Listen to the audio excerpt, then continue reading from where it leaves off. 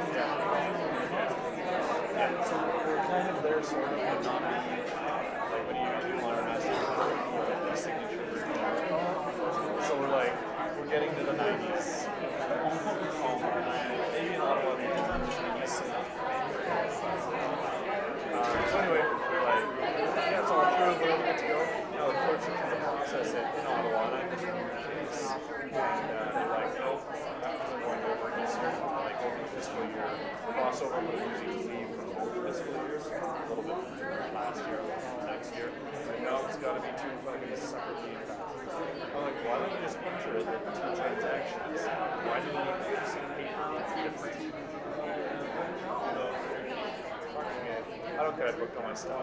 I have a piece of paper. I don't care what it is. I care. So I printed off 2 classes. I have to scan them. And then they have to print them in all and they have to write it. So it's they have to scan them. It's just, you know what I mean? When I did set the thing that pops up with my boss. Yes, and it's done. Yeah. Like that's it. Yeah.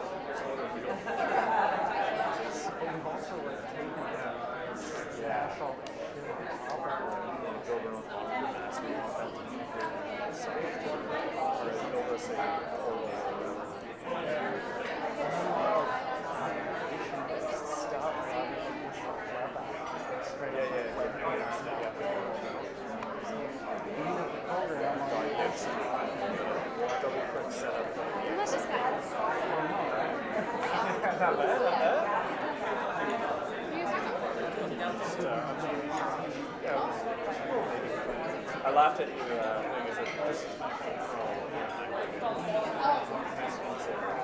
Well, it's like left over from my own. I thought I needed that. Processing and processing.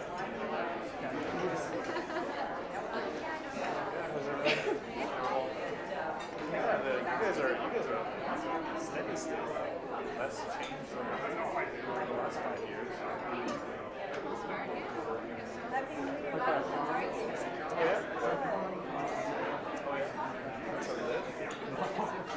Yeah, we have to caveat that.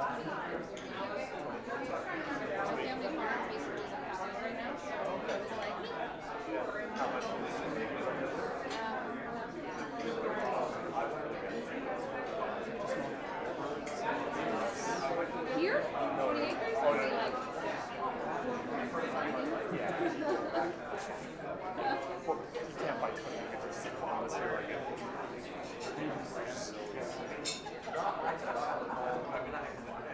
Oh, right, yeah. 160 acres is like 100 or so.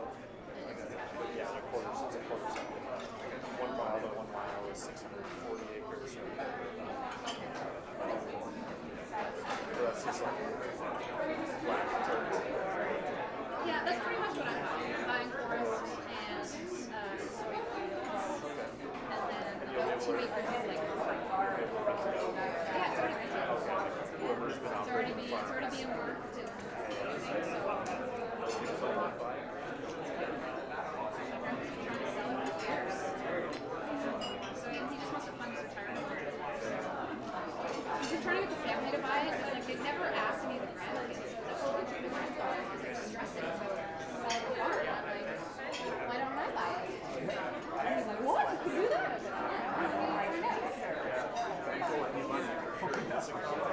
I was like, I'm going to find out. Yeah, you should get in there. Make sure you're not sitting on your house. I'll be back.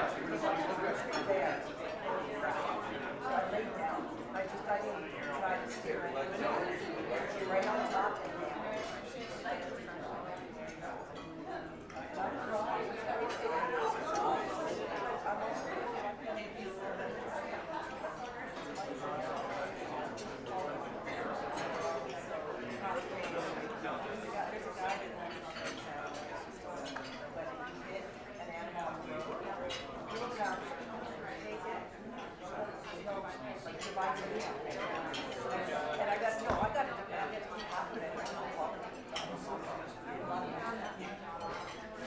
I lost to someone else's game.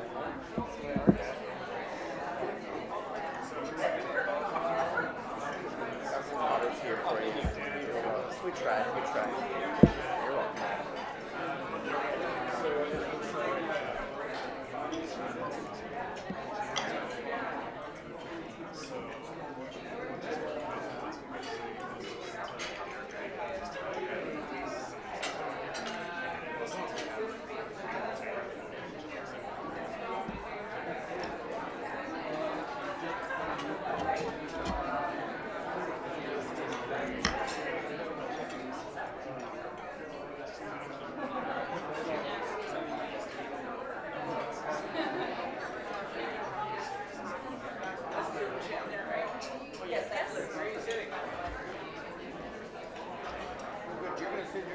Yes, well, I was worried. No, it's okay, it's okay.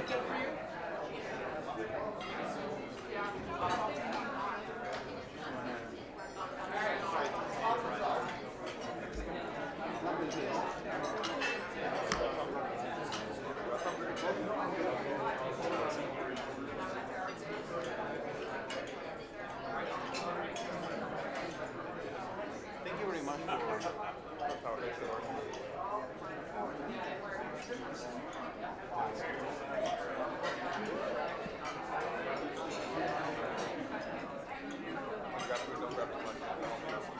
I dropped one and then no one caught me.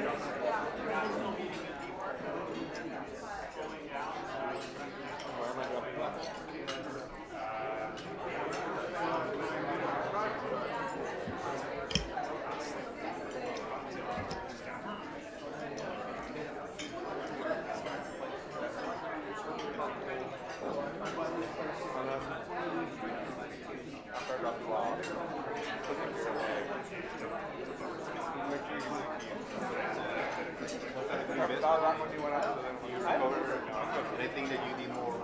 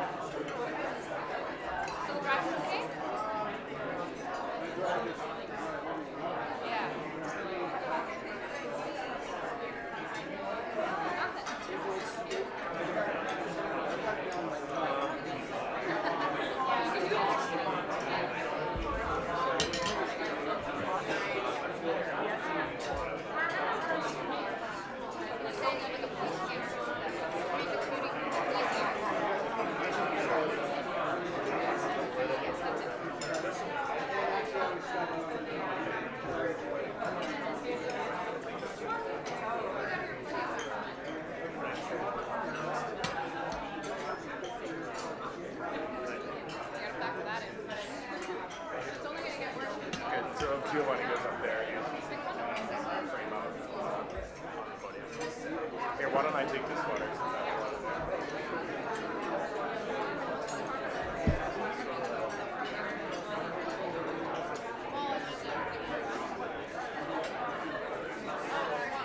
Oh, do you know whose headset this is?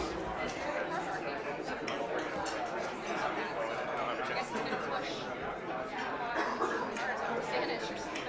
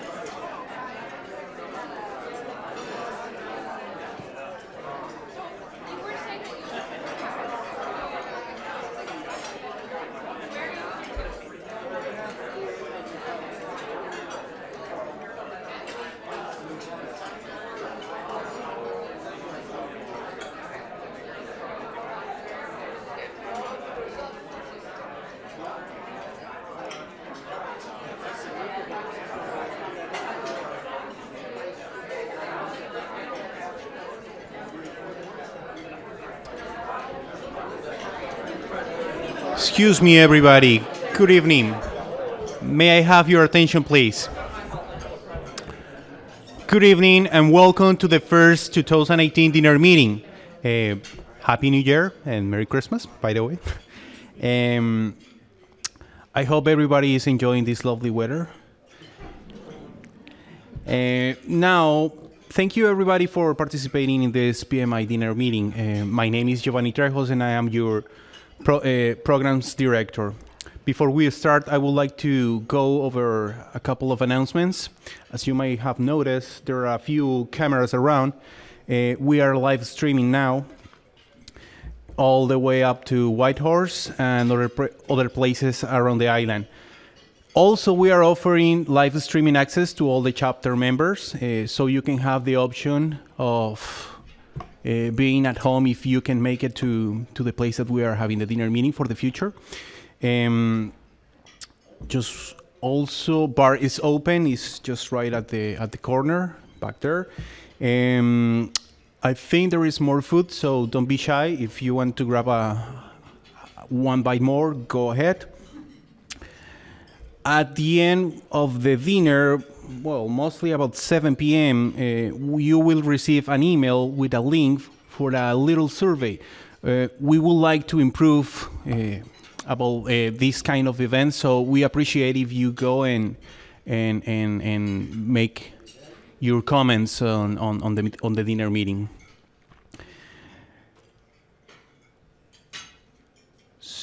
Okay, so for starting, I would like to call Manji Seikon, our president of the chapter. She will give us some updates of the Vancouver Island Chapter Project Management Institute. So please, ladies and gentlemen, Manji Seikon.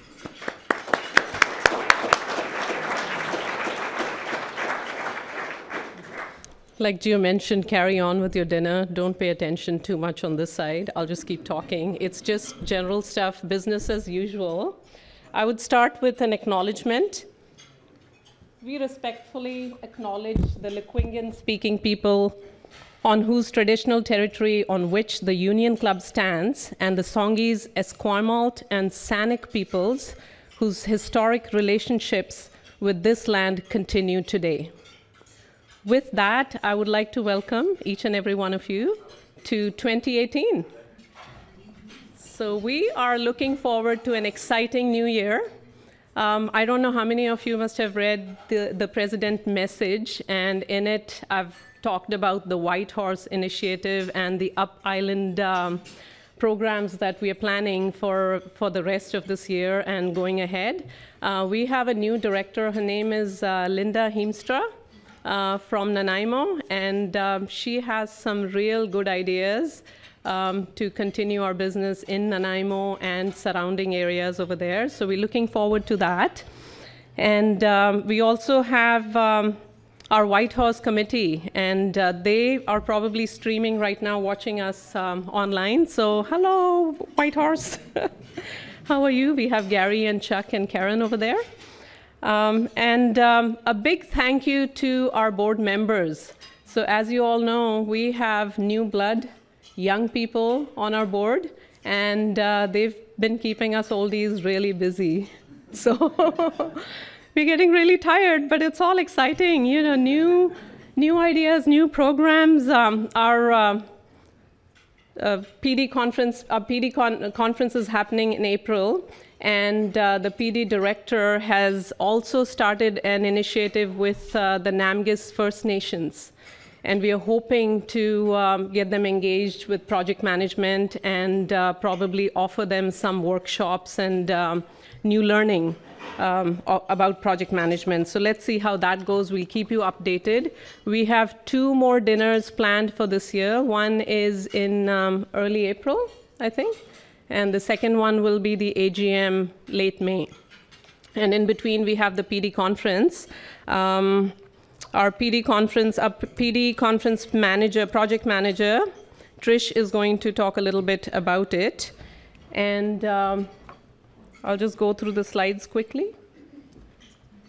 So we welcome new members, and we have 682 members as of yesterday.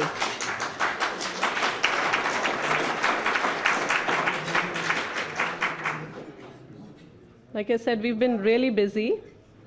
So renew your membership. We get a list of people who are, about to renew their membership, and we try and send emails to them.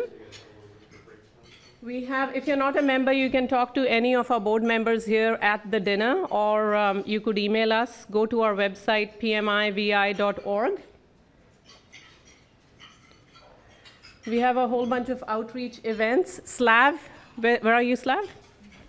So Slav is our outreach director. You can contact him if you have anything, out of like any special thing that you want from our chapter. You can contact him. And the events for February and March are right there. So we are also hoping to take most of our board members to the PMI Region 1 conference.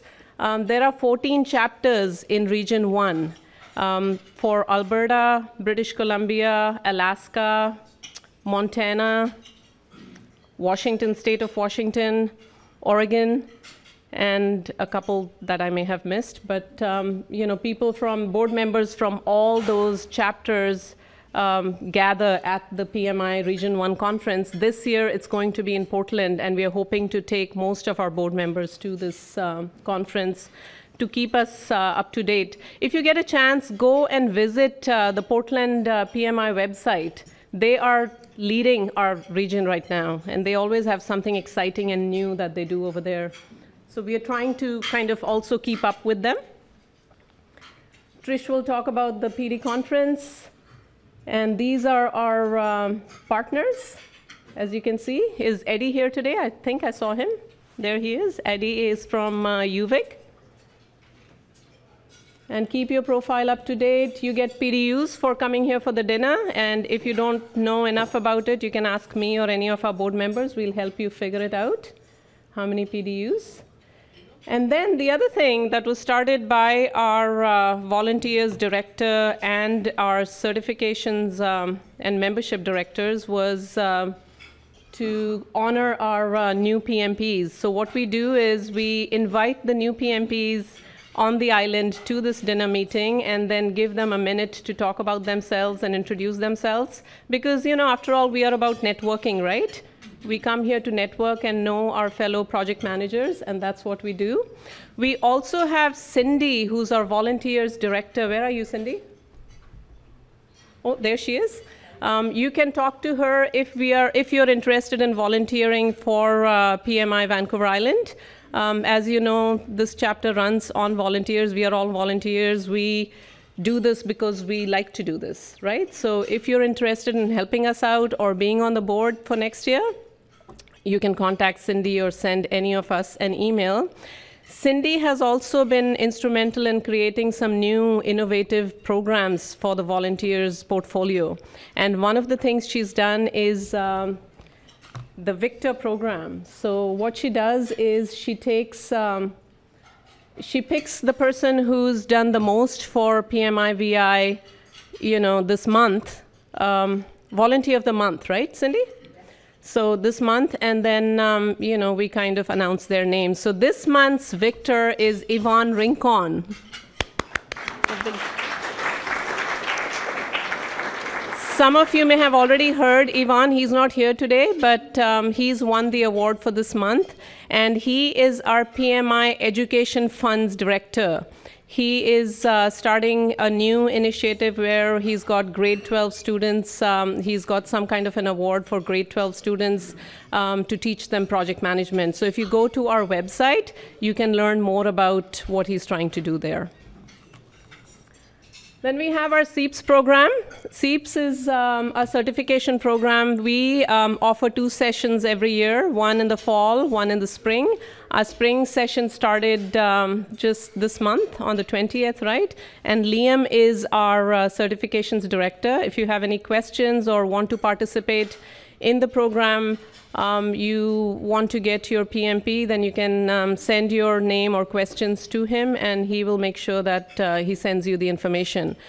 So we have about 15 participants this session, and the course started January 20th and finishes before PMBOK 5 completes, right? So March 26th is the last exam on PMI-VI. So we'll finish well before that, and our students will be able to write their exam on PMI-VI. So there's more information about the course. Professional development activities, getting involved. So now I'm going to go back to the slide with the names of our new PMPs, because that's something we want to do. We want to give a chance to our new PMPs to say something. Do we have another mic, Luke? Okay. So the first one is Dan Latiji. Is he here? Good evening. My name is Dan Latiji. I work for the provincial government. I'm senior project manager for the information security branch, and I'm living testament to the SEEPS program. I took it in the fall and wrote my PMP in December, and I'm happy to achieve my PMP. Thank you. Thanks, Dan. Next is Stephen Olson. Okay, so Stephen is absent today. Okay. Okay. Laura Baker. Hello, thanks for having me tonight.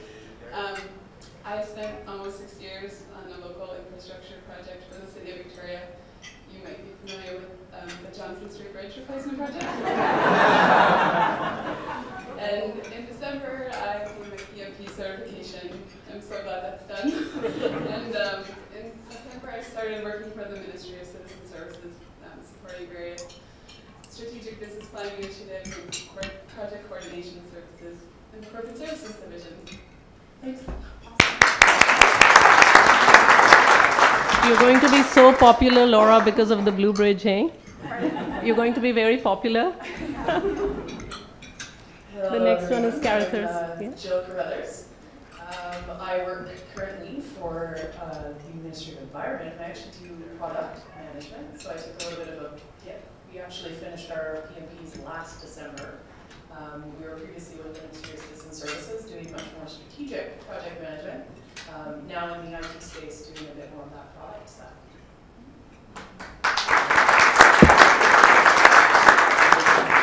Kaylin here? Yeah, I'm Kaylin Shirk. I'm the other half of that we that finished in 2016, but that's okay. I'm currently on mat leave, but I'm not on mat leave. I work for the provincial government in what's now Ministry of Citizen Services. My ministry changed while I've been on leave, so I'm kind of but yeah, I work in IMIT capital investments.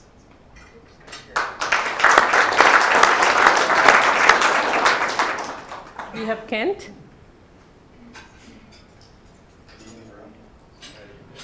Can you hear me? Yep. Yeah, I'm Kent Malloy. New transplant to Victoria. Having come from Calgary. It's a little warmer here. I'm actually a little late coming to the PMP certification route. After 18 or 20 years of project management, I finally decided I need to get the certification. So I did that in November of last year. My career has spanned about 20 years in the energy industry, working for companies like Shell, lately LG Canada. That's what brought me out to BC. But looking for new challenges. I just left that industry and looking to move into other opportunities. So welcome everybody.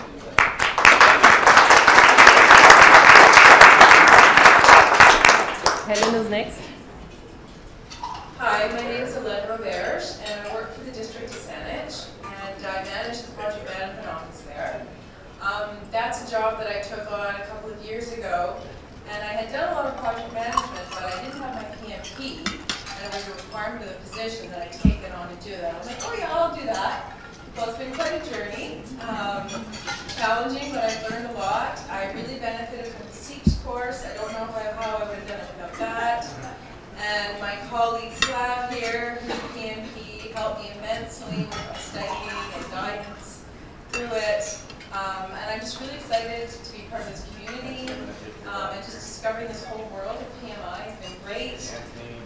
So it's really great to be here. Thank you for the wonderful dinner. I love project management and my role of being the one one that, you know, from creating a framework for project management and training people and being able to bring those structures that really make things work is something that I'm really passionate about. So thanks very much.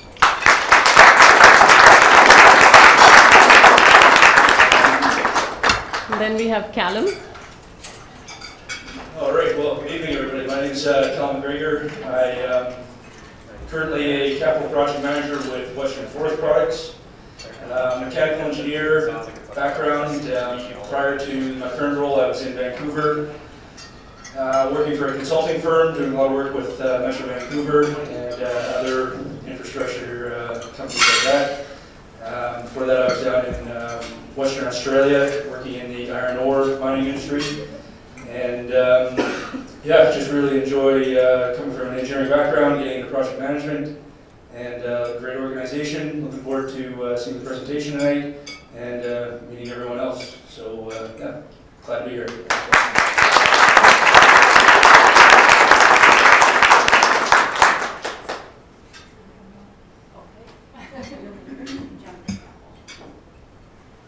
And we missed Jennifer Campbell. So do you have, you can come here. She wouldn't let me do it. Hi, I'm Jennifer Campbell. I'm not on the list, but I just got my PMP as well. And I own my own environmental and social consulting company, and I specialize in kind of the upfront permitting and Indigenous engagement. So, nice to meet you guys.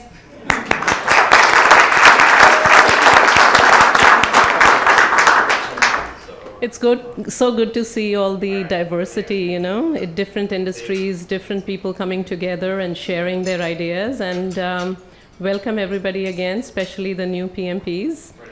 Very proud of you. It's not easy to get your PMP, we all know that. And, you know, I encourage all the younger people who don't have a PMP, please go ahead and join our SEEPS course, and you're on your way after that. So with that, I'm going to invite Trish.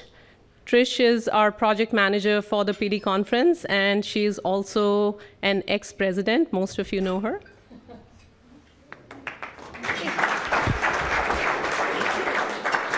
Hi, everybody. So it's that time of year again when it's time to think about the PD conference. So this year it'll be in this very room, just like it was last year. It's a 2-day event on April 30th, May 1st. We're actually very honored to have one of the past board chairmen of PMI coming to speak with us for a special breakfast session on April 30th. So it'll be starting half an hour earlier that day. So April 30th, it'll be 7:30. We'll have you here and then have your breakfast ready and at the tables by 8 o'clock so that you can start listening to him. Very excited to have him here because I heard him in Phoenix a few years ago, and very engaging and very human. He's a wonderful man. So, but besides that, that's not the entire lineup. So from Singapore, we have Karen Smits, who's also going to be talking to us about project management culture. I'm not going to go through the entire list. These are hanging around. So, but for those of you who was here at last year's, do you remember Paul Pelletier? The one? Yeah, he's back by popular demand. So he's going to talk to us about ethics, so should be interesting. Also, we're going to have a demonstration on robotic telepresence. So apparently you can be in 2 places at the same time, according to her. So should be interesting. So it should be a fun-packed 2-day event. There's also I was just talking to Tom about this. We're also having the project manager of the Calgary airport expansion. So all sorts of interesting things, monitoring programs, so not just projects, but programs. And also getting back to Ricardo Triana, who is the past board chair of PMI. He's going to be talking to us about PMOs. So I think that's a very relevant topic. So save the date. Registration is already open. Go to Eventbrite and you'll see it there. So yeah, hope to see you in April. All right.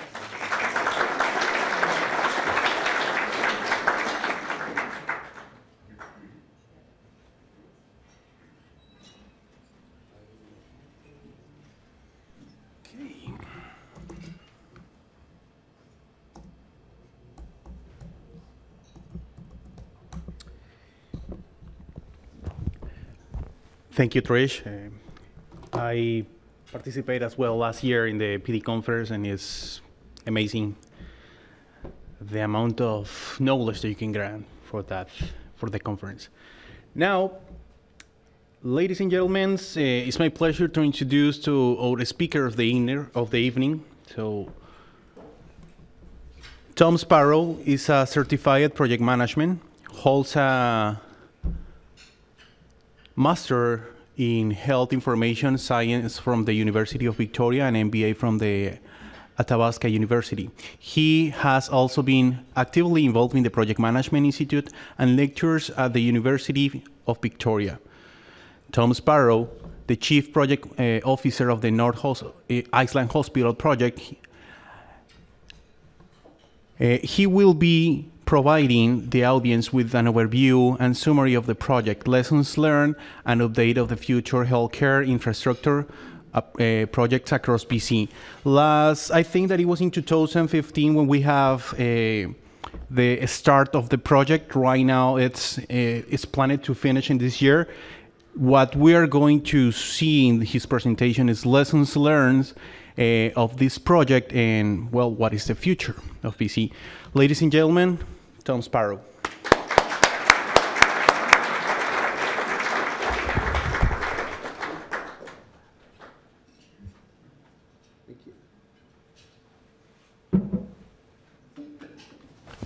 Well, thank you very much for inviting me back to speak and I think share on the wonderful success of the North Island Hospitals project.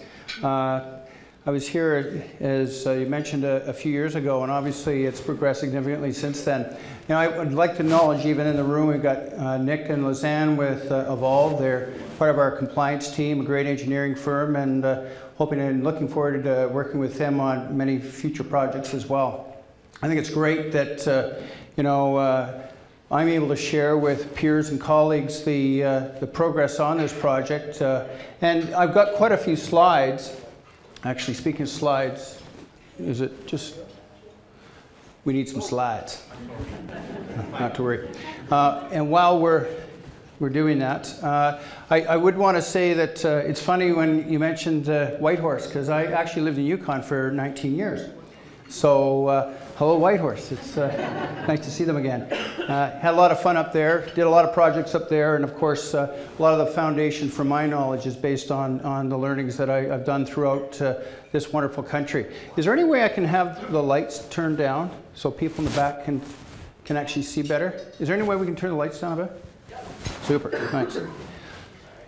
So one of the things that I always do, of course, I speak right across the province and across the island, is we as well always want to acknowledge the traditional lands that we're speaking on. Lekwungen, Esquimalt, Songhees, obviously this is the traditional lands here. Up Island, we're working with many different First Nation groups, and the two traditional lands that we're on are the Comox First Nation and the Wewakaw and the Wewakam up in Campbell River. It's been a wonderful journey, and when I did the Fort St. John Hospital up in northeast British Columbia back a few years ago, worked very closely with the Treaty 8 folks up there as well. And there's been an incredible amount of progress. And you're going to see some of the neat ideas that we've incorporated into these projects through the next couple of slides as well.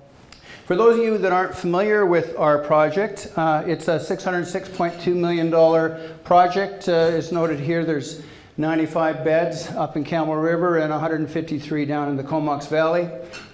Question I always get asked, is that enough beds? Of course it's not. There's never enough beds.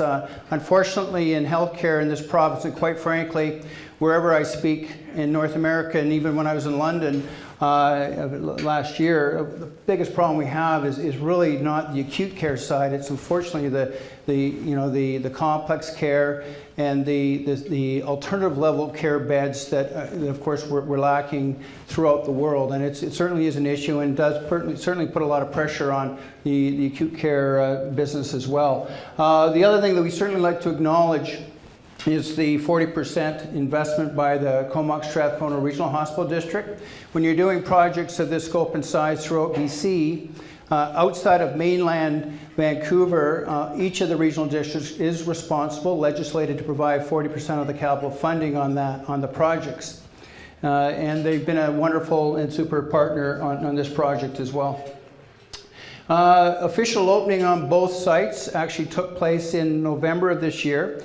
It was mentioned that we still need to finish off one of the projects, and that of course is the Campbell River Hospital, which of course we put a new one in there. It's on what we call a brownfield site, so adjacent to that is the existing hospital, and we're in the process of actually taking that building down as we speak. And that's actually essentially is a project in itself, and it's around $11 million to take it down, and obviously there's issues around vibration, air filtration, dampening control systems, access, egress, etc. So we still have quite a few folks that are up on site there that are keeping track of that.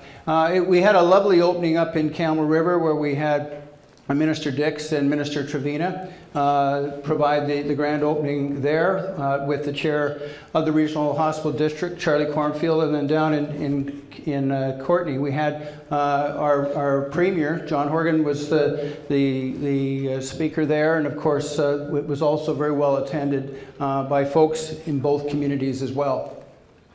One of the things I did want to quickly run through, and I guess the first question I'd love to ask folks in the room here is, how many people are really familiar with the P3 process?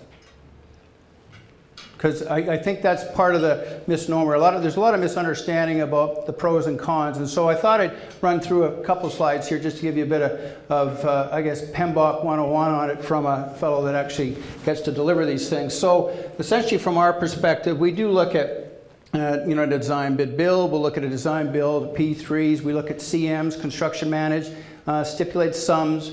When we look at evaluating these projects at the business plan level, we always create what's called a shadow bid, where we actually look at other possible ways of actually designing and building these projects. There's a capital asset management plan that Treasury Board in BC requires that we submit to validate that the P3 process actually makes physical and economic sense. So when you look at this, you can see the matrix as to who's responsible for what. And I do say at the end of the day, largely the main issue around a P3, which from the owner authority's perspective is significantly important, is that we do pass on the majority of the risk to our private sector friends.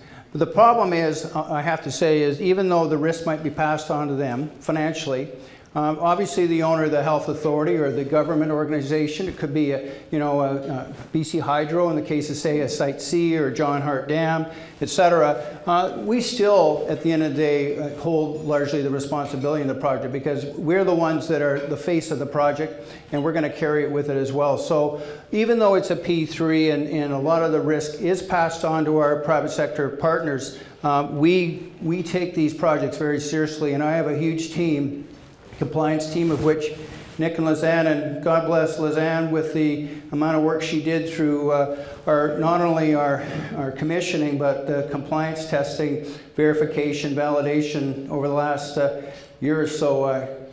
I'm surprised you got any hair left.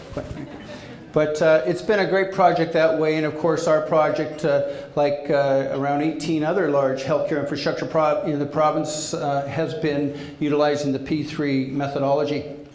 Just from a graphic perspective, you can see here where you've got the owner, you've got the developer, or special purpose vehicle, SPV, or as we term Project Co, and then you've got your equity provider, and then you've got your design builder and your owner operator. So the DBFM, design, build, partially finance, maintain, covers all of those different aspects of a DBFM. From a process perspective, we have, of course, significant processes when we're designing and building these facilities, right through the procurement aspect, where we're releasing the RFQ, the request for qualification, the request for proposal. There's a significant amount of work that goes into that, and it can take on our project up to 2 years before we actually identify what we refer to as our preferred proponent or reach financial close. But by doing so, then of course we move into construction and operations. And each one of these areas is actually a specific phase within itself, and obviously they're very much aligned and expedited, and you'll see that here on the next slide, where you can see where a traditional build what the various phases are in comparison to a procurement through a P3. We obviously fast track a lot of our design, and we're actually designing and constructing at the same time, which for a lot of our construction companies 10 years ago, that was fairly new to them. Just-in-time was quite exciting because they literally didn't have the issue for construction drawings, and we were already pouring concrete, etc. So life got really interesting. But I have to say in Canada, British Columbia and Ontario largely, Saskatchewan's kind of picking up as well, but we've become very good at this, and BC especially, and not only on the government or the owner side, but also on the private sector side, where we've got some really good companies, Ellis Don, PCL, Graham. There's a number of companies out there that have done a lot of these projects and are getting much better at understanding what the process is and what their accountabilities and responsibilities are in regards to these types of projects as well. From our process, you can see what I'm showing some of the various phases and stages. One of the things we do in the RFP stage is we conduct a lot of our collaborative meetings with the folks that are vying for the work in the communities now. We don't go to Vancouver and bring the legal and the financial folks in and sit at these huge boardroom tables in downtown Vancouver. We actually want to get the companies out in the community so they get a real feel for the community, better understand what the culture, the value, the identities are while they're working in that community, and that actually helps to enhance the design as well. It's interesting, but Royal Inland, that's doing a fairly large, about $450 million redevelopment on the Kamloops Hospital, they've actually just released a notice where they're going to be doing what we call a speed dating event, where they're in their RFP phase right now, but they're going to be meeting in Kamloops with a lot of the local service providers, local companies, contractors, consultants, folks that are able to provide services, materials, etc. So they get a better understanding of what is available in that particular community. And it helps to make a lot of our private sector folks understand what services they can actually contract in that community, and that will help redefine a lot of their financial bids during the RFP phase of the project. From a risk allocation perspective, this is sort of showing you what some of the issues are within each of the areas. So as the owner, obviously we need to ensure that our output and our performance specs actually meet the requirements of our client, which of course in this case on the island here is Island Health and our clinical and non-clinical teams. I got to say, as far as lessons learned, we're becoming a lot more specific about what we want. Unfortunately, if we get a little too generalized, we don't get exactly what we're looking for. Every time we do one of these projects, we also do a lessons learned with Partnerships BC, who essentially is the Center of Excellence, special operating agency type company or organization within the provincial government that provides a lot of expertise in developing our project agreements, our request for qualifications, and our request for proposals. So we're even tightening those up as we speak. One of the things that really irks me, I have to say, you take these things personally because you get so wrapped up in these projects over the years, but when you see that building codes, for example, and of course we provide all the different guidelines and they have to follow all the regulatory requirements, but building code is base. It's the minimum. It's not really what I feel is a really good performance spec. And so I think we're going to look at certain areas and probably beef that up to enhance beyond building code to better meet the needs of our clients. When it comes to the financial side of this situation, one of the things that happened early on, for example, with Abbotsford, back about 18 years ago, is their PA was not as tight as ours, and they went through quite a few different companies who actually sold off the agreement to others. We won't allow that to happen now without right of first refusal or for us to give approval on scenarios like that. The land itself that we're dealing with is always owned by the province or by the health authority. It's definitely not owned by the private sector. So when it comes to default, we have many default mechanisms in place to safeguard the province, and we're able to step in. We have step-in rights at many multiple levels should there be an issue that we need to address. A good example right now, for those of you that are following what's going on around the world, of course, is Carillion, a huge company. Fortunately, their Canadian company was very effective, but of course they're linked directly with their friends over in England, and they've had a lot of difficulties, we all know, and I'd be interested to see what unfolds with our good friends with Carillion in Canada, because they've done a really good job in the area of hard FM for many of our infrastructure projects across the province. On the design builder side, the design builders really need to ensure that they fully understand what those output specs are. And again, this is where a good project team from the owner side can play a huge role in helping to ensure that they get it right. And I have to say, and you'll see our org chart here coming up shortly, but we've had a lot of great people on our project, including Evolve Engineering, for example, that were heavily involved on the compliance space to ensure that our private sector folks were getting it right. And we did a lot of work through the project to ensure that we were getting exactly what the health authority was looking for. On the hard and soft FM side, this is an interesting area. Hard and FM, of course, is your facilities management folks like the Honeywells or the ACMLs or Johnson Controls. And unfortunately, I'll be honest with you, I think they need to tighten it up a bit too. I think they've become quite lax when it comes to their management of some of their performance with their hard FM area. And I think we're going to have a little chit chat with them to ensure that that improves in the future as well. On the soft FM side, that's usually in housekeeping, could be laundry, and of course food services. And again, I'm speaking specifically about healthcare. And there's a number of very good companies out there today that are providing that kind of support and services. I think you're going to see that we're still going to be looking at whether or not we're going to outsource a lot of these things, or we're going to retain them actually by the health authority moving forward. So in my business, we're watching closely to see how that is going to unfold over the next few years. Life cycle pricing and timing, the last one at the bottom there, of course, is a huge risk.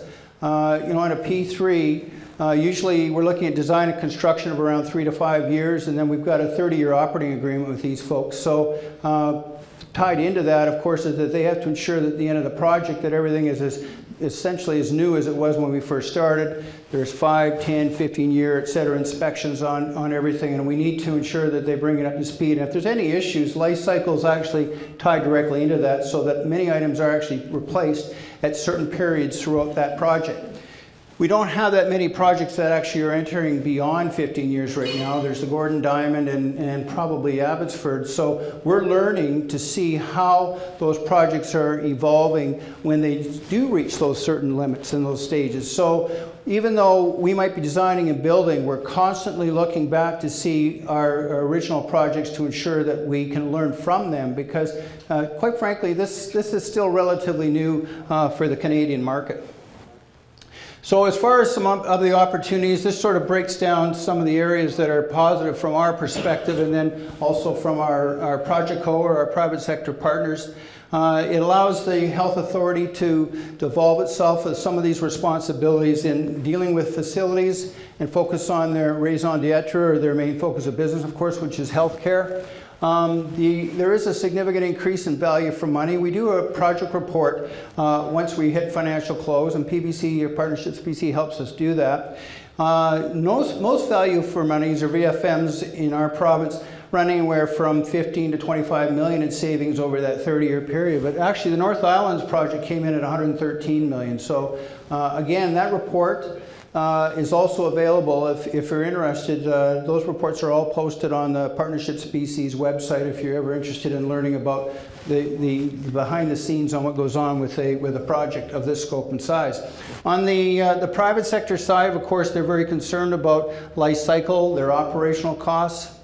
They also talk a lot about their opportunities, though, about collaborating and partnership. And this project actually won a gold medal for North America. We were the first healthcare infrastructure project across North America that created a green bond. The green bond is a specific bond that and you have to have certain priorities to meet the requirements within the funding for a green bond. They floated at $231.5 million. It was 8.79% bond.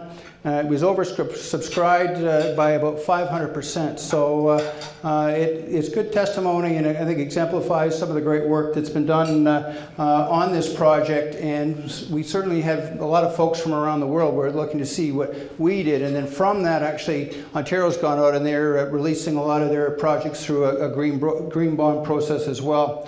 Some of the challenges that we face, I would say, is identified here, is ensuring that through your business case or your business plan that you've actually defined the project. This is where we get into what we call master planning and functional programming. So there's an incredible amount of work meeting with our clinical and non-clinical to determine that we've got the right functionality, the right programs, amount of space, amount of FTEs that would fit into each of these hospitals. The other issue that we look at is that on this project, and I have to say on my last project too, is we never go over budget and we're always on time. And there's significant penalties if they don't, if they aren't on time. And I have to say, from a budgetary perspective, what I always do is work very closely with our teams, and we have what's called the adds admits list. So obviously there's always potential for scope creep, and you don't always get it right. But if we're going to add somewhere, we need to take away from somewhere else, because at the end of the day, we do not go over on these types of projects. On the delivery side, I think as far as some of the challenges that they're faced with, of course, is the risk of designing and building these facilities and getting them on time. And you know, it's interesting. I think all of you in the room, if you're interested in getting into our field, there's lots of opportunity, because unfortunately we're growing as far as the amount of infrastructure projects in this country. And of course, once US kicks into gear, that's really going to put a draw on our resources.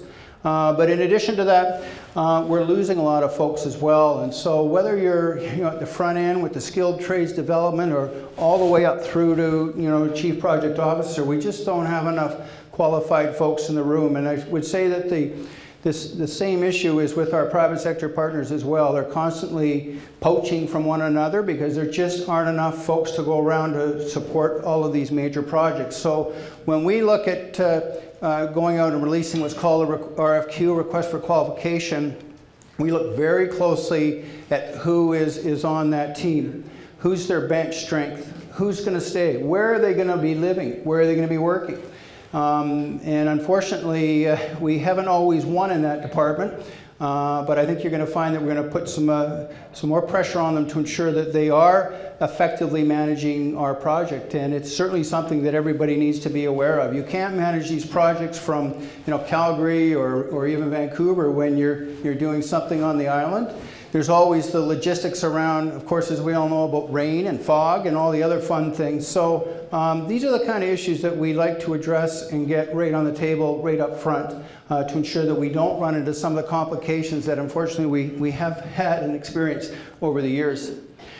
You're not going to be able to see this. I really had asked for a big screen, but I guess this is the biggest one I got. But this actually is my org chart. There is going to be a copy of this presentation, I think, available, correct?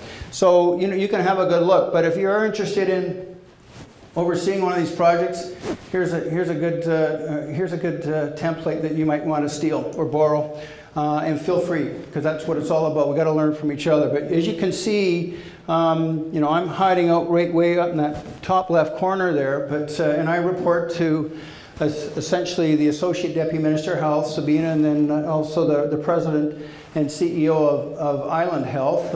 Actually, Dr. Brendan Carr's moved on, and we've got Kathy McNeil in there as a term right now. But there are a significant amount of players obviously involved that are employees from Island Health, that are contracted through Island Health. I'm a consultant myself. I'm contracted to deliver the project for Island Health. I'm not an employee.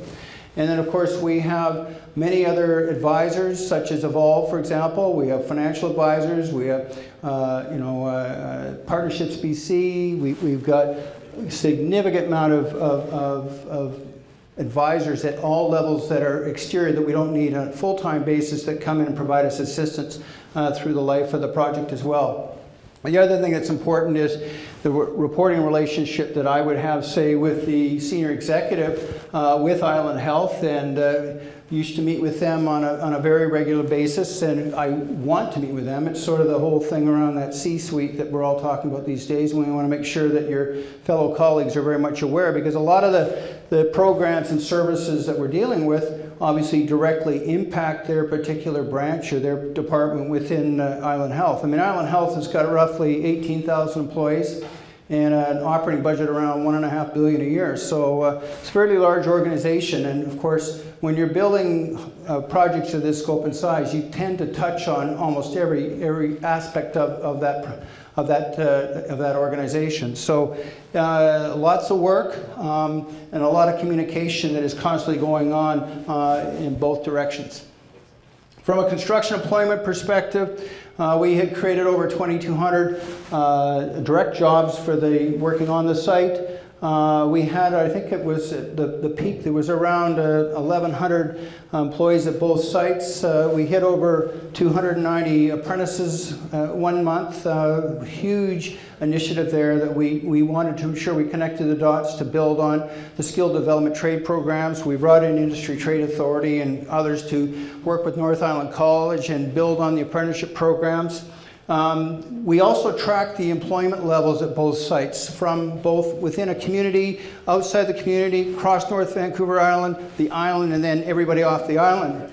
And it was interesting, but this actually, I think, says a lot for the depth and breadth of the folks on this island. But from an island-wide perspective, each month it averaged over 90% were actually from the island, which is pretty significant.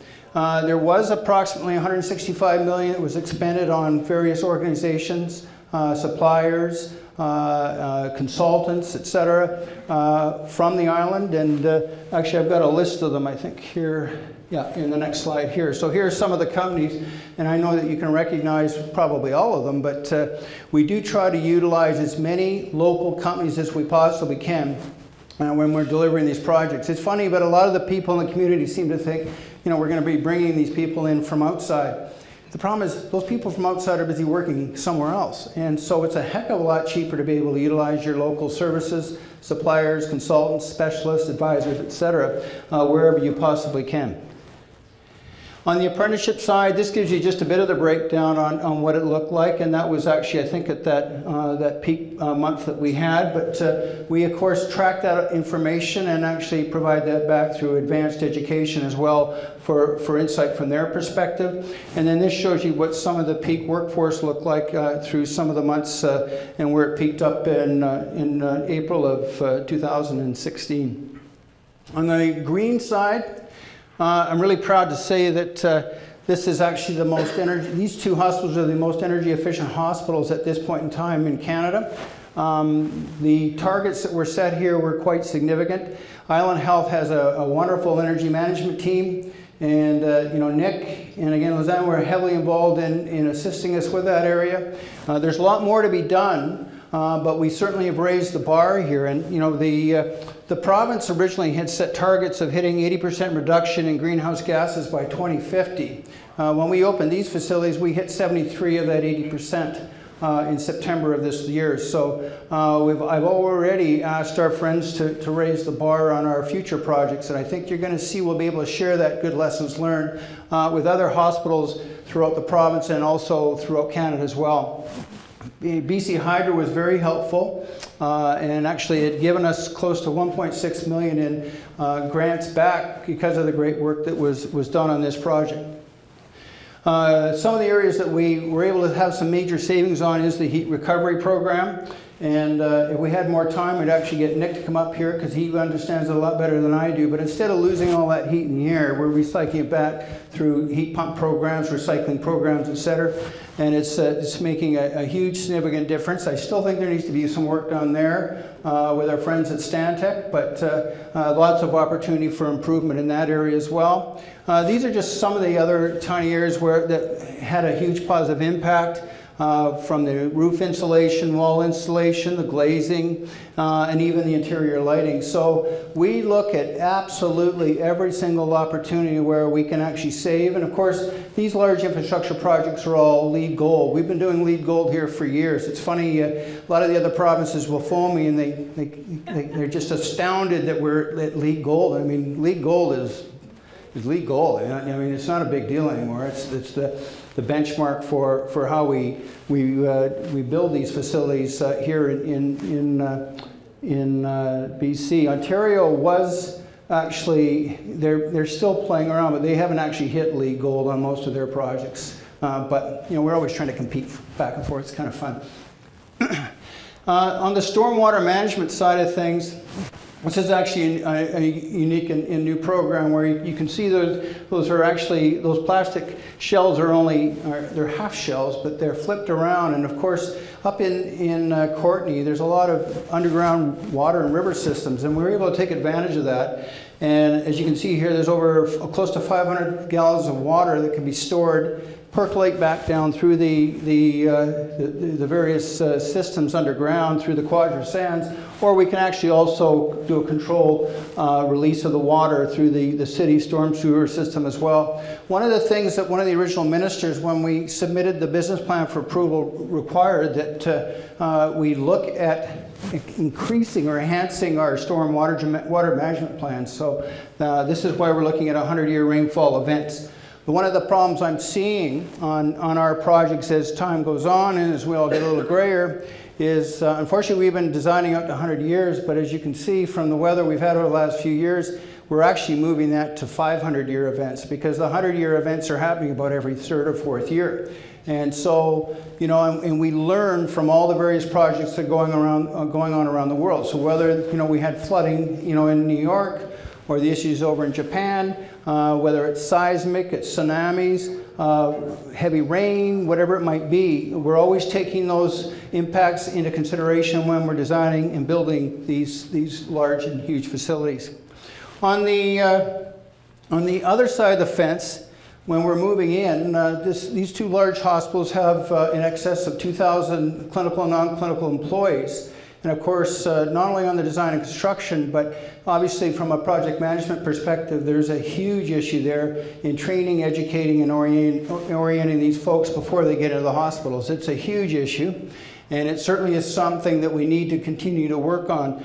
On the service delivery side as well, there's also the hard and soft FM folks that will be working in the facilities. So it's very important that they fully understand the complexities of the contracts that are written in place. These project agreements at this scope and size run around 10,000 pages. There's roughly 19 different schedules, and I don't know how many different appendices that are attached to each one of these schedules. It's a massive document.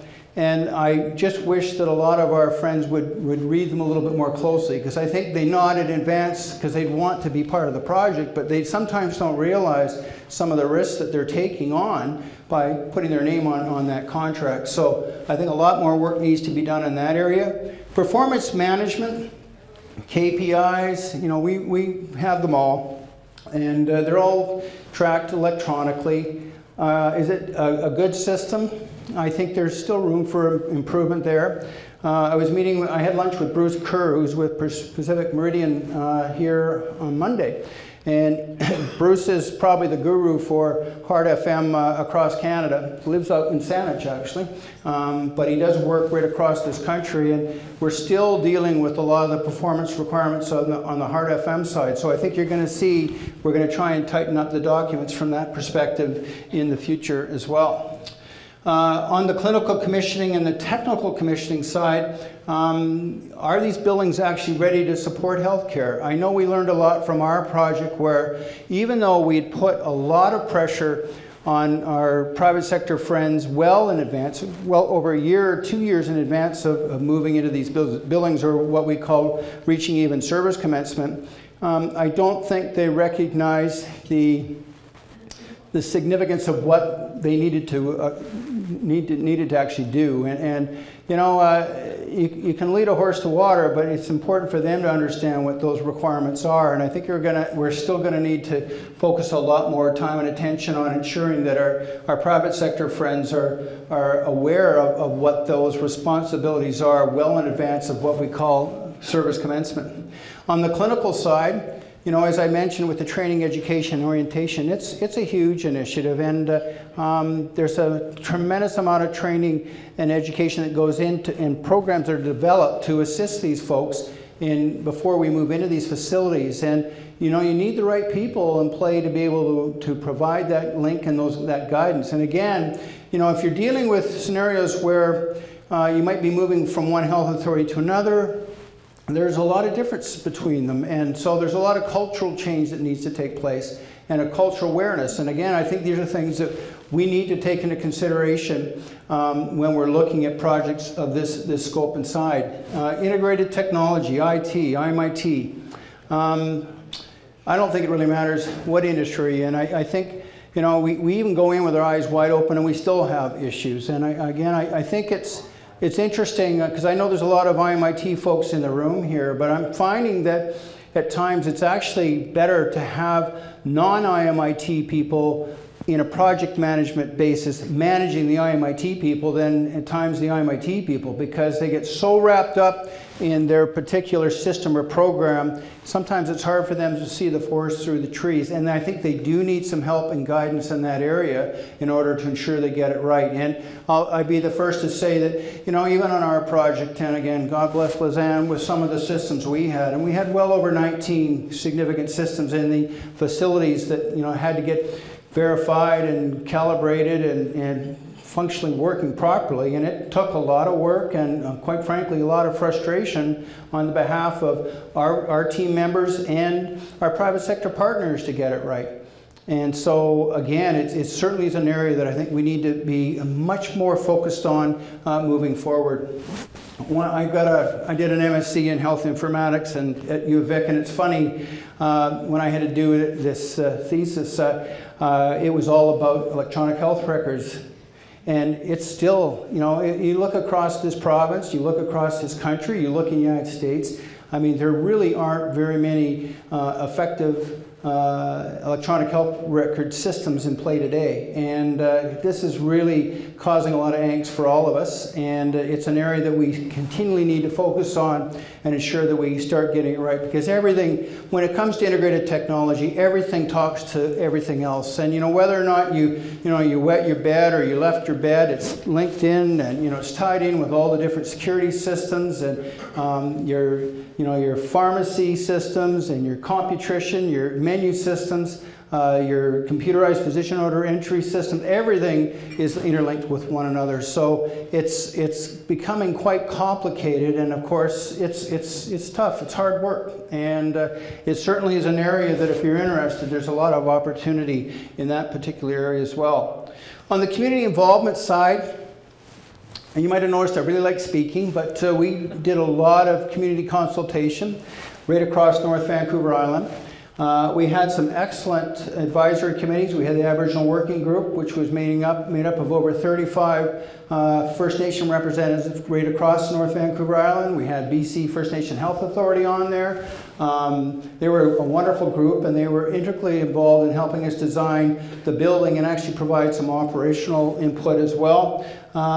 We stole the idea of a public patient advisory committee from South Campus out of Calgary. They developed that, and we created one here as well. And again, when you've got folks that have been in the hospitals previously, they might be family members, a lot of that insight is very useful when we're designing and building these facilities. And again, they were very helpful in providing some good suggestions moving forward as well. I'm hoping that both of those committees actually will be retained by the operational side of the project, because they can actually utilize those folks moving forward for not only receiving information, but also be able to pass information on that they can then take back to their particular community. Because of course, these two facilities actually have a catchment basin that includes right across North Vancouver Island and actually part of the Mount Waddington district, which is north of Powell River on the mainland of BC as well. It's a very large geographic area. Here are two of our elders, Evelyn and James, that were heavily involved in the project from the get-go.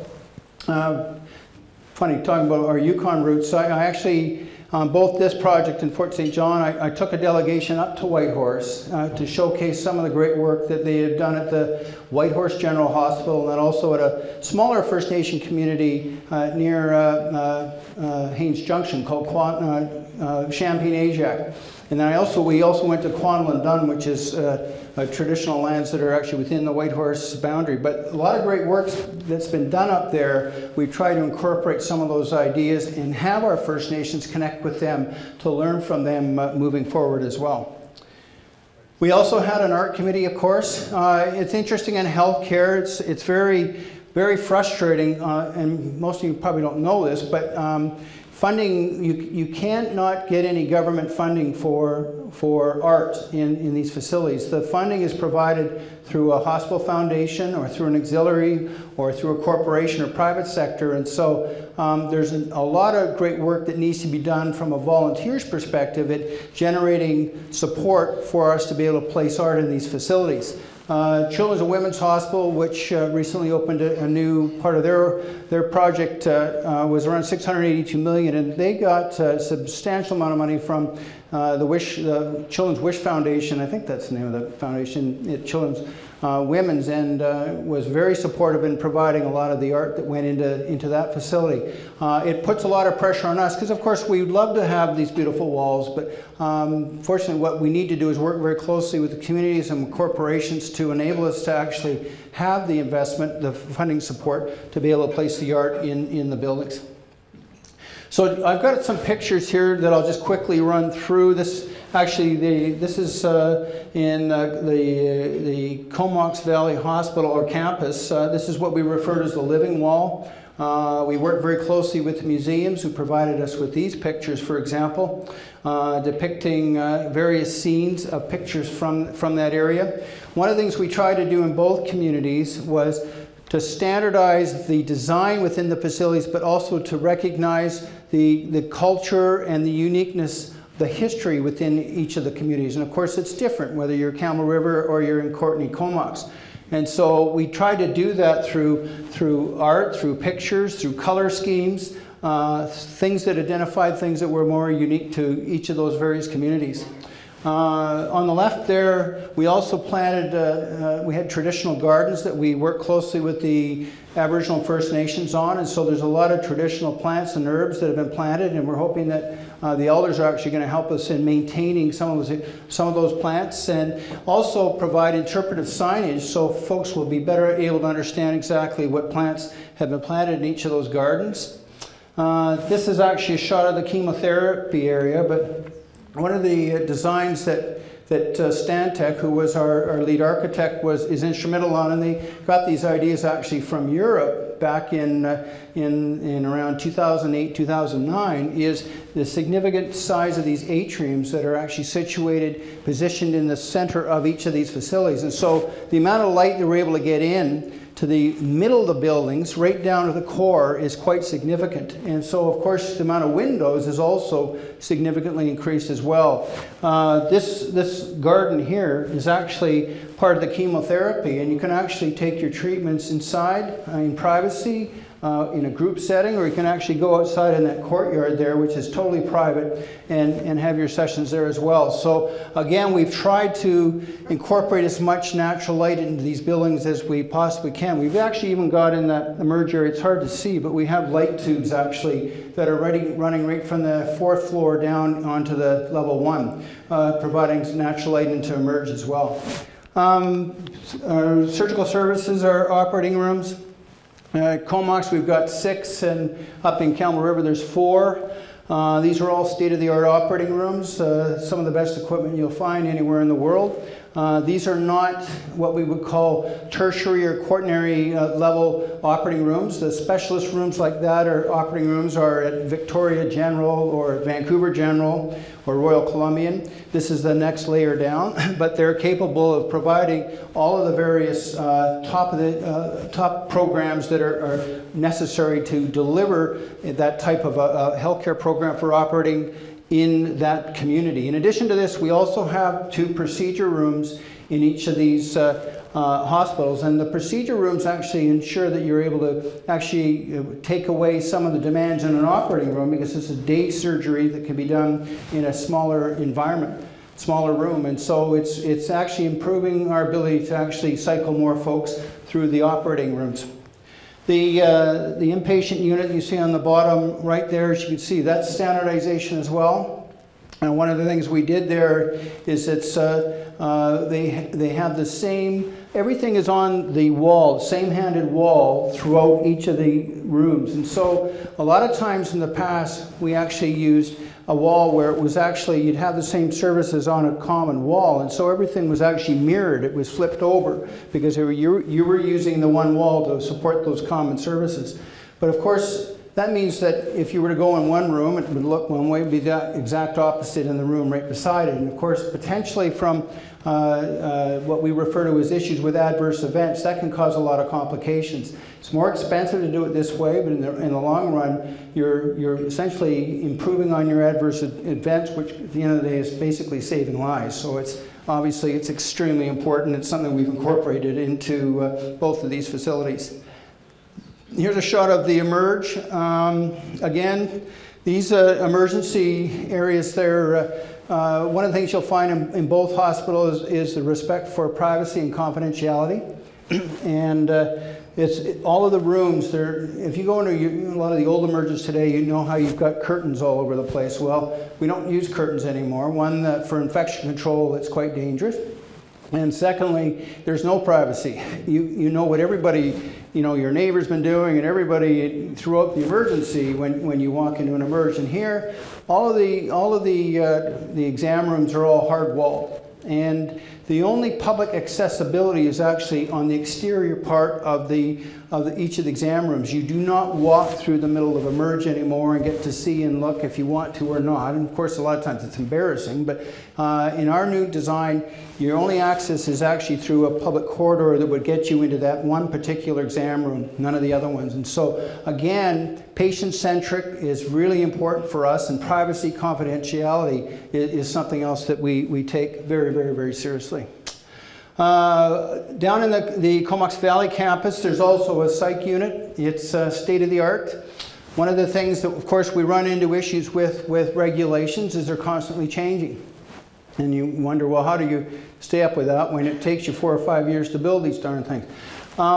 We try to be as flexible as we possibly can, and I got to say, in our case, they did change the regulations last January, but we were able to actually incorporate some of the new regs into the psych unit, and we've got actually the most up to speed, up to date psych unit now in all of British Columbia at this site because of the flexibility that was built into the site. That's on the left there is actually an outdoor courtyard that is safe, it's secure, it's private for our psych folks. And you don't normally have psych placed in an area like that, but we actually put them at the top of the building, and so they are able to get privacy, but also enable them to get out and actually get some fresh air and see some blue sky as well. So again, it's all part of that special healing process.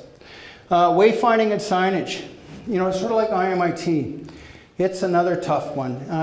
We want to intuitively allow you or enable you to, leave your home and really without giving a lot of thought, find wherever you might want to end up in the hospital, whether it's in a patient's inpatient room or lab, or if you're there for day surgery, etc. We want you to be able to follow the signs, the color schemes, the visual to get you to where you need to go. It's still a work in progress. I think we did a pretty good job here, but as you can see here, we incorporated a lot of color schemes to support you. But in addition to that, there are very few hallways, and most of them are very straight. So you can see what's at the other end of the hallway, hoping you're not going to be able to get lost as you might in a lot of our older facilities today, where you're kind of wandering on, wondering where things are. It's still a work in progress, though, and again, I think from the private sector's perspective, I don't think they realize just how much signage needs to go into these facilities. And again, it's another from a lessons learned that I would say we do need to focus on to ensure we actually get it better in the future. Heliports. Boy, I'll tell you, there's a topic we could talk hours on. Transport Canada, I don't think there's any Transport Canada folks in the room, but they have really put a lot of pressure on us, I would say, to support the cars, their airdrome requirements across Canada. They're putting pressure on the performance of the helicopters themselves. They actually shut down the Sikorsky S-76A that was providing service for Medivac in Nova Scotia, forced them to actually go to the same helicopter that BC Helijet's using under a BCHS program here. But the guidelines requirements are becoming a lot more stringent, and they're enforcing them. So a lot of the classification levels that we used to sort of take for granted in the past is not the case moving forward. And we've learned a lot on this project and on some of our other projects in BC at ensuring that we work very closely with Transport Canada and make sure that we get it right from their perspective as well. We still don't have fully operational heliports, and I just got off the phone tonight, and we're hoping to have them fully certified and up and running by late March or earlier April of this year.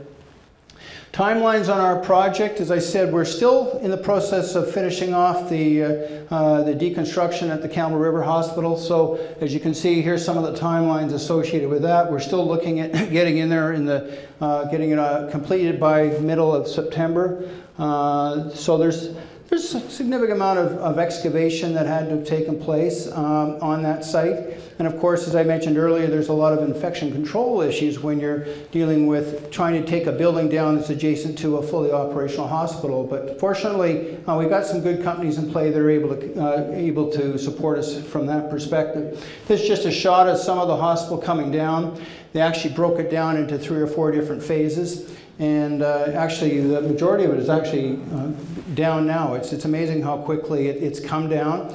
From a landfill perspective, of course, there's a lot of environmental issues there. There was some asbestos, of course, but it's all separated. So the metals are going to a certain landfill, and asbestos to another one, and other other issues. Whether it's drywall or whatever it might be. We work very closely with the landfill sites to ensure that it's meeting the needs within those areas, and those items are separated and then shipped off to each of those sites. One of the things I did want to kind of leave with you tonight is this is a list of some of the potential upcoming projects that in healthcare in the province of BC. You can see right on the top of the list, of course I'm a little biased, but the Calverton Valley Hospital right now is at the concept planning stage, and we're hoping to see some movement there in the next couple of months. Royal Columbian, you're looking at around $1.2 billion there. That's ongoing right now. They're hoping to release the RFQ for phase 2 in May or June. St. Paul's is running anywhere from 1.5 to 1.7 billion. They're still in the concept planning stages. Surrey and Burnaby are both at the concept planning stage, but they're both well in up beyond $1 billion each. You got the Lionsgate redevelopment in Richmond that are running around 500 to 700 million each. And you got Royal Inland, as I mentioned earlier, around 450 over in Kamloops. And then up in Prince George, there's the University Hospital redevelopment, and then Dawson Creek as well. So there are a lot of potential projects, because of course these don't have the green light yet. But if you are interested in project management and healthcare in the province of BC, I think there's lots of opportunity moving forward, because we're really going to need your expertise and your advice. Because you can see I'm getting grayer and older, and I got maybe one more project under one to go, but we do need some folks, and I'd love to be able to mentor and work with folks if you're interested in building up your knowledge base, and helping you network if you're interested in something like that as well. I get phone calls all the time from across the country and other parts of the world. So, if you are interested in something along those lines, I've got some cards here, and I certainly don't mind leaving them with you, so you can call me later if you'd like. So, I'm going to end with this. This is actually a shot taken at 5 o'clock in the morning before they were actually opening which one is that one? Was that? There you go, the Courtney Hospital. because of course we don't miss a beat. When we close one down, the other one opens at the same time. So they're literally, we're taking off the covers for the emergency sign and ready to rock and roll on the opening of that facility, which was wonderful, a wonderful success. And as I guess I do want to close by saying that this is definitely not the end, it's just the beginning. And so I just want to plant some seeds with you that if you're interested in getting involved, and you need someone to call, feel free to give me a buzz, because I'm certainly here to help all of my colleagues and peers moving forward. So with that, I want to thank everybody and open the floor for any questions you might have.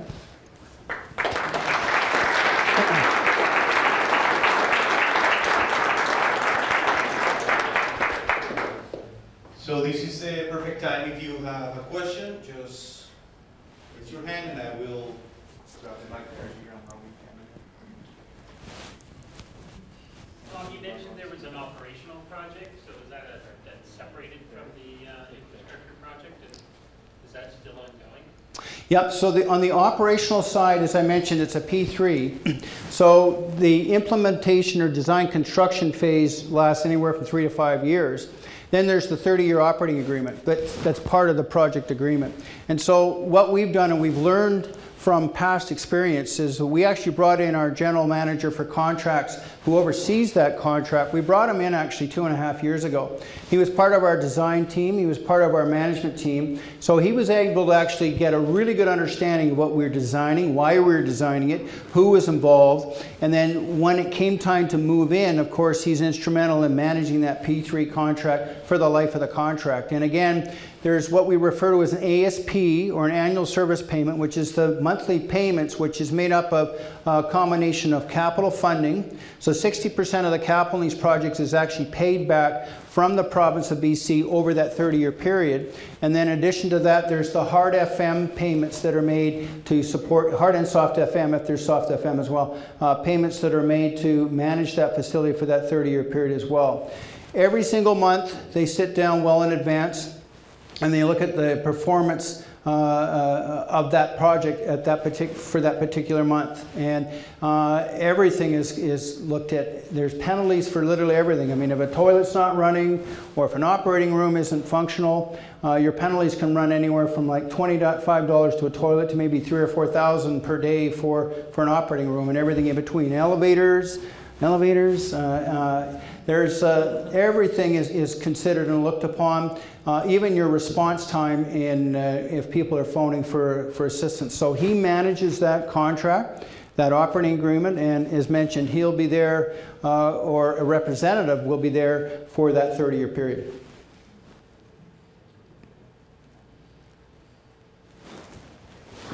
First of all, I love that you're offering to mentor people.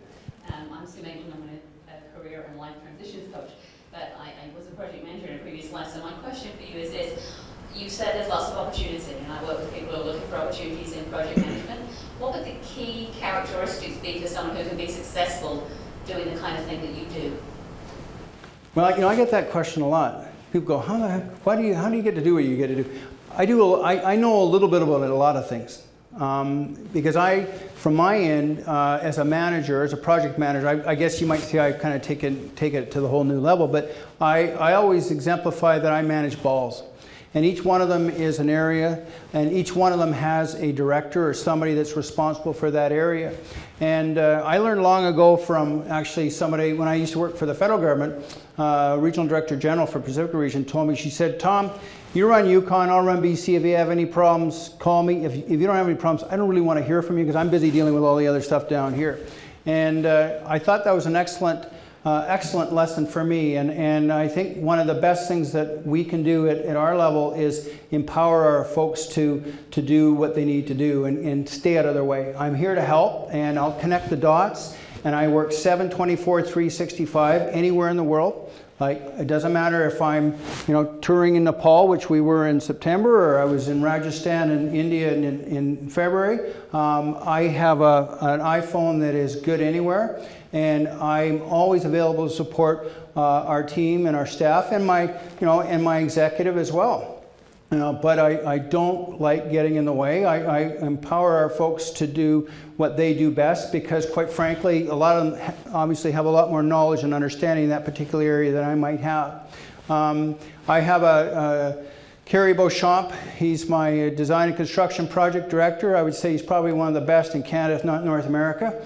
And I know that Nick and Lizanne would agree with me on that one. But you know, there's a guy that you need to leave him alone. He doesn't want, he's an expert. He doesn't need me hounding him. So, but if he also knows if he needs my help or if we need to open a few doors, because I really love doing that kind of thing, he can call on me, and I'm here to help him or her, if it's whoever it might be, assisting them to ensure that we're getting the best for our project and for our team. I think the other thing is encouraging continuous learning. And I'm proud to say that in our project we've had a number of folks that have gone through some training, and actually Vienna Young, who was one of our project managers in communications and is a PowerPoint guru, but through our project she got her master's degree in project management through Australia, but she also wrote her PMP lately and couldn't make it tonight because she's busy up in Courtenay. She's a mom, but we try. I certainly try to support as much as we can the training, education, both academically and practically, because you need both to do these kind of projects. So, I've done everything. I mean, I think that's the thing. I started my first snow shoveling contract when I was 5 years old. You just don't stop, and you're always gonna, I hit brick walls and I have issues like everybody, and there's up days and down days, but they're all learning. Whether it's a good day or a bad day, you learn from that, and I just try to instill that kind of enthusiasm and support in the folks that are associated with our project, and it can be a lot of fun. These are huge projects, a lot of responsibility. They take on a life of themselves. But it becomes, the project team is a family. And I have to say the worst part about these projects for me is about the last year, because you know what's coming, and it gets a little emotional at times when you're having to say goodbye and let go.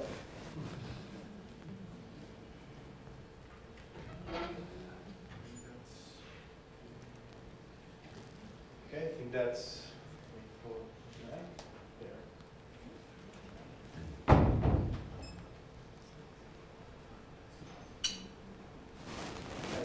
I'd like to thank you for a great presentation, first of all.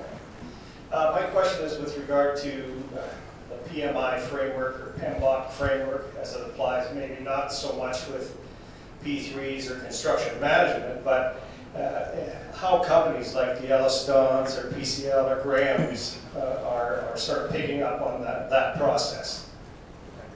Well, I think, regardless of whether it's the Yellowstones, the PCLs, or the owners, i.e. SAS Build or Partnerships BC or Infrastructure Ontario, or even within the departments themselves. I mean, whether it's BC Hydro or it's a health authority, regional BC. I think you'll find that PMP designation is being much more significantly recognized today than it would have been 5 or 10 years ago. I certainly, it's interesting. I'll be frank. I mean, it's like an MBA or an MSc or a PM. I mean, it's a good building block, but it's not the end. It's just the beginning. It opens that door. But quite frankly, it's you. It's your personality. It's your energy. It's your enthusiasm. It's your interest that are going to retain and will probably open the door and retain you in that position. Not the certifications, regardless of what that certification might be. But for me, it's a good, I tend to use the word benchmark, but it is a good starting point, because at least I know that you've got some base build there, and you, quite frankly, writing that PMP, I think it's probably the hardest exam I've ever written in my entire life, and I got like 3 graduate degrees. But you're here. But so that in itself, to me, acknowledges persistence and determination. And so I certainly recognize the importance and significance of the accreditation, and it kind of opens my eyes a bit, and certainly pings me when I see folks that have got that designation when we're looking at folks moving forward. But I would say, you know, you can't rest on your laurels, and you're only as good as your last project. And so, you know, you can't rest, and you got to keep plugging and moving and learning. I mean, I'm looking at doing a PhD right now, you know, and I just turned 60 this year. So I don't think there's ever time to stop learning. I've looked at some of the other designations that actually within the Project Management Institute, and you know, I enjoy taking the webinars as much as anybody, especially, you know, that agile stuff, and understanding more about IMIT, because I've learned a lot actually over the last 6 or 8 months on maybe where in the knowledge I have where we have some gaps. And again, you know, it's very helpful for people like me and others in the room that have that experience to apply it with some of the new learning we're getting, because we can see what we've done and maybe where we've had issues in the past and where there might be some good opportunities and learnings through the education that we're receiving today. So I mean, I have to say, I know PDUs can be a royal pain in the butt. But on the other hand, I do think that there's incredible value, because you are continually, you're forcing us all to continually learn, and I think it's something we can never stop doing, regardless of how old we might be.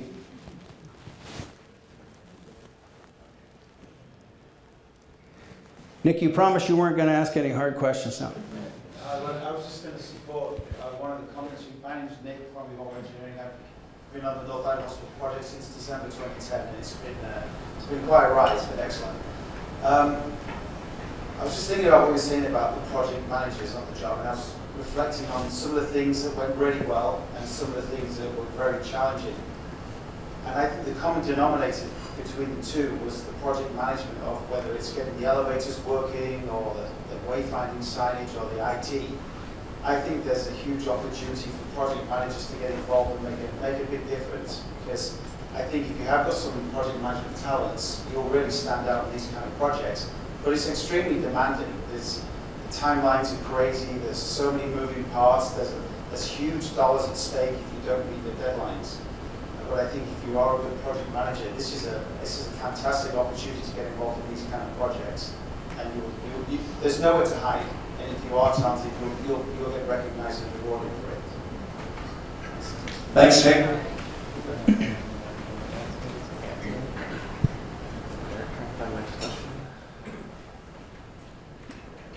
Hello, Tom. I remember coming to your first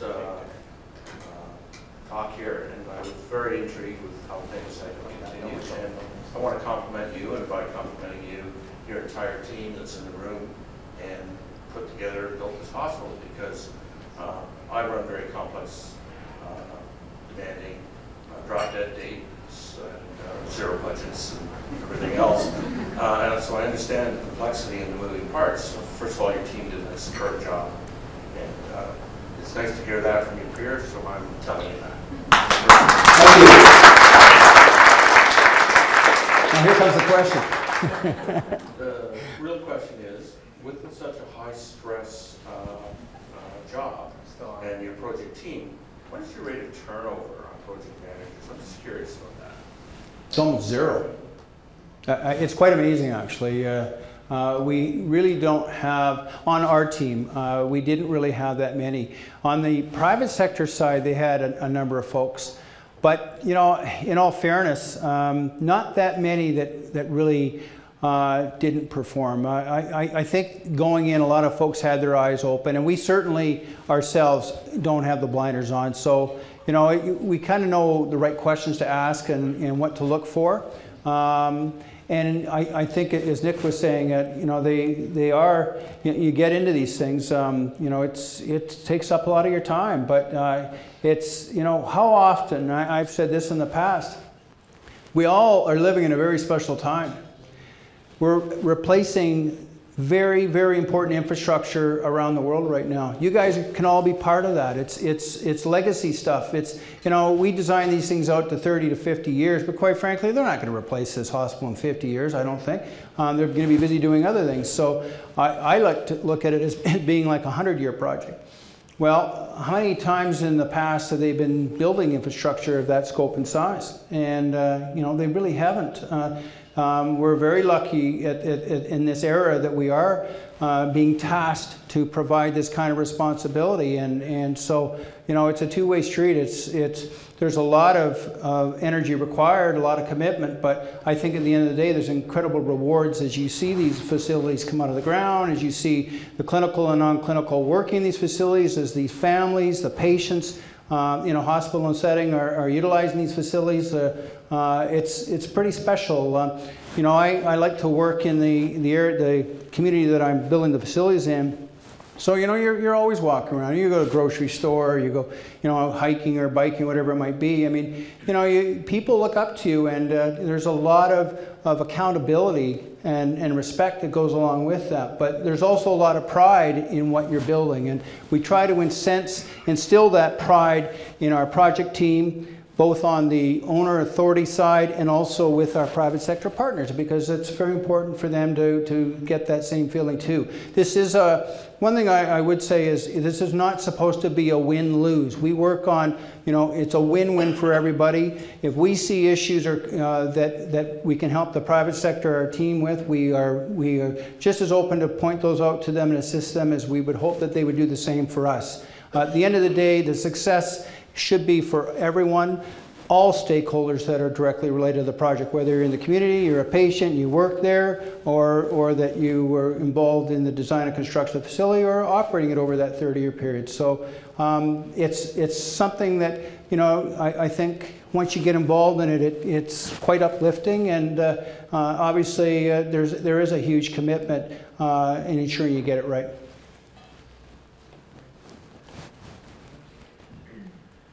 I also want to open the questions to the people that is connected. So far, nothing. Okay. You can hear me online. Ask a question back.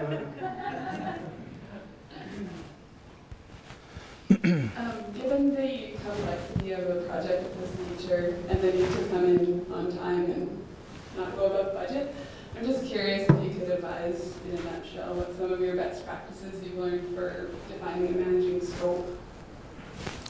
Well, I think from that end, you have to have a very good compliance team with a lot of knowledge and experience and have a lot of lessons learned, so that things that you see as you go through that process, there's always little things, radar, that are coming off and hitting all the time.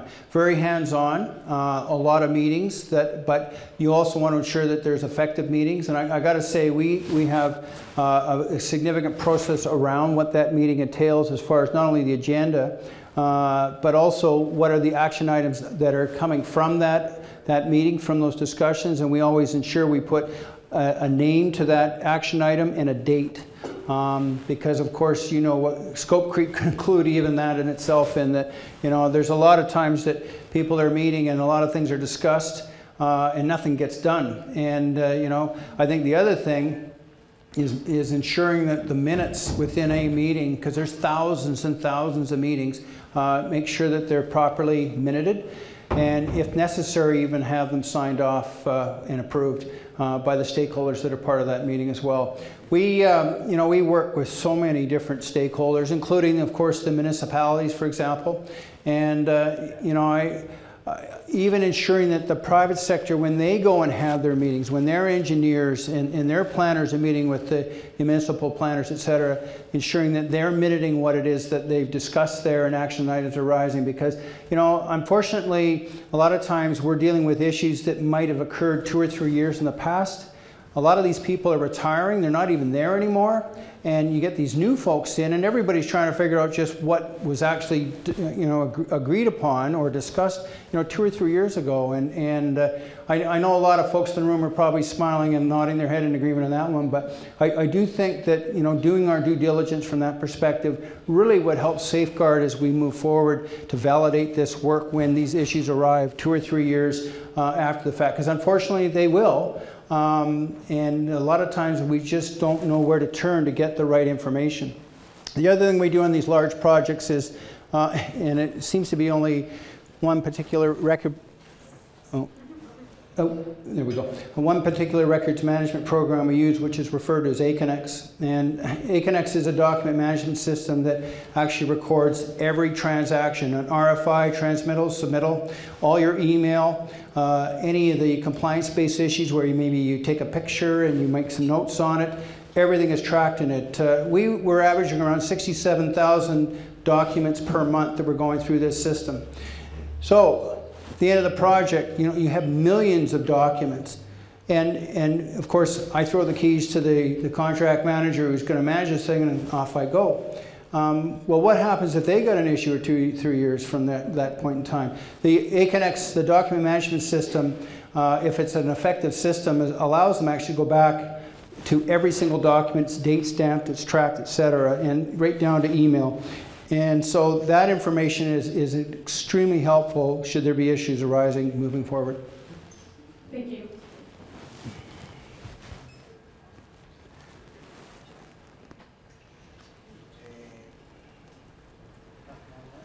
Nothing from Whitehorse. They're all up there drinking beer by now.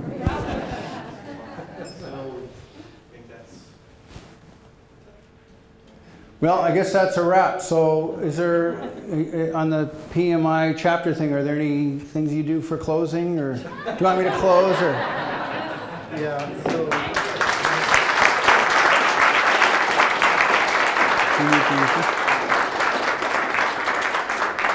so before you leave, this is a token of umbrella. Thank you very much. Thank you. We all need one of these. Those are being very popular.